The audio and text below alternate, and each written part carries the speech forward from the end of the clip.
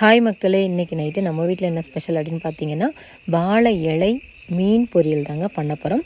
இதுக்கு வத்தல் பொடி, மஞ்சள் பொடி, கறி மசாலா பொடி, இஞ்சி பூண்டு பேஸ்ட்டு, உப்பு, அரை லெமன் இதெல்லாம் சேர்த்து நல்லா அந்த மசாலா கிரேவி ரெடி பண்ணிவிட்டு கழுவி வச்சுருக்க மீன் அதோடு சேர்த்து ஒரு அரை மணி நேரம் ஊற வைக்கணுங்க. ஊற வச்சதுக்கப்புறம் தோசைக்கல்லில் எண்ணெயை ஊற்றிட்டு ஒரு மீனாக பொரித்து எடுத்துக்கலாம் அப்படின்னு சொல்லிட்டு கொஞ்சமாக அந்த மசாலா எடுத்து எண்ணெயில் போட்டு பார்த்தேன். எண்ணெய் காஞ்சிருச்சு. அப்புறம் 2 மீனை போட்டு 2 பொரித்து எடுக்கலாம் அப்படின்னு சொல்லிட்டு இந்த மீன் ஒரு பெரிய மீனாக இருந்துச்சுங்க. இன்றைக்கி ஒரு மீன் வண்டி வந்துச்சு, அதில் வாங்கினேன். மீனை நல்லா க்ளீன் பண்ணி சூப்பராக கொடுத்தாங்க. இந்த மீனை ஒரு 3/4 வேகிற மாதிரி பொரித்து எடுக்கணுங்க. ஃபுல்லாக பொரிக்காமல் ரொம்ப கருகிற மாதிரி பொரிக்காமல் 3/4 வேகிற மாதிரி பொரித்து எடுத்துகிட்டு வாழை இலை 2-3 வாழை இலை பறிச்சுட்டு வந்தாங்க. அதில் உள்ள நார் இருக்கும் பார்த்திங்களா, அதை நல்ல நைஸாக நூல் மாதிரி கட் பண்ணி தனியாக எடுத்து வச்சுருக்கேன். இந்த மீனெல்லாம் பொரிச்சிட்டு வாழை இலையில் மறுபடியும் ஒரு தடவை இந்த மீனை பொரிக்கணுங்க. அதுக்கு கொஞ்சம் மசாலா ரெடி பண்ணணும். அதுக்கு கொஞ்சம் பெரிய வெங்காயம், தக்காளி இதெல்லாம் எடுத்து வச்சுருக்கேன்.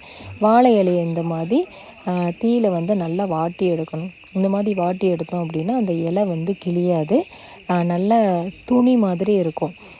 இல்லைனா இலையில நம்ம மீனை வச்சு அதை மடக்கி கட்டும்போது கிழிஞ்சிரும். இந்த மாதிரி தீயில வாட்டி எடுத்துட்டோம் அப்படின்னா கேஸ் அடுப்புலையும் இந்த மாதிரி வாட்டி எடுக்கலாங்க. சிம்மில் வச்சுட்டு வாட்டி எடுக்கலாம்.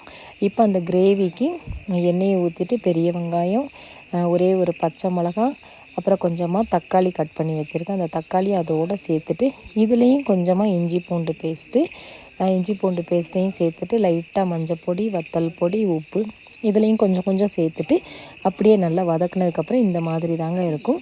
இதை தனியாக எடுத்து வச்சுட்டு நம்ம பொரித்து வச்சுருக்கோம் பார்த்திங்களா, அந்த மீனை அப்படியே அந்த மீனில் இந்த கிரேவியை அப்படியே நல்லா மேலே அப்ளை பண்ணிவிட்டு 2 பக்கமும் நல்லா அப்ளை பண்ணிவிட்டு நம்ம வாட்டி வச்சுருக்கோம் இல்லையா, அந்த வாழை இலையில் இந்த மீனை வச்சு அப்படியே மடக்கி அந்த வாழைத்தண்டில் உள்ள அந்த நாரை கட் பண்ணி வச்சுருக்கேன். அந்த நாரை வச்சு 2 சைடும் நல்லா கட்டிட்டு இதை மறுபடியும் ஒரு தடவை தோசைக்கல்லில் வச்சு லைட்டாக ஒரு 5 நிமிஷம் கூட ஆகாது, ஒரு 2 மினிட்ஸ் நம்ம வச்சு இட்லி சட்டி மூடி வச்சு அப்படியே நம்ம இறக்கிட்டோம் அப்படின்னா சூப்பரான மணக்கும் வாழை இலை மீன் ஃப்ரை ரெடி ஆயிருங்க.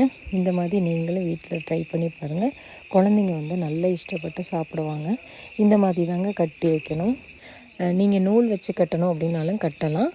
இதையும் பொரித்து எடுத்துட்டு அப்படியே ஓப்பன் பண்ணி கொஞ்சம் பெரிய வெங்காயம், அரை லெமன். இந்த வீடியோ பிடிச்சிருந்தால் மறக்காமல் லைக் அண்ட் ஷேர் பண்ணுங்கள். உங்கள் எல்லாருக்குமே குட் நைட் மக்களே. தேங்க்யூ.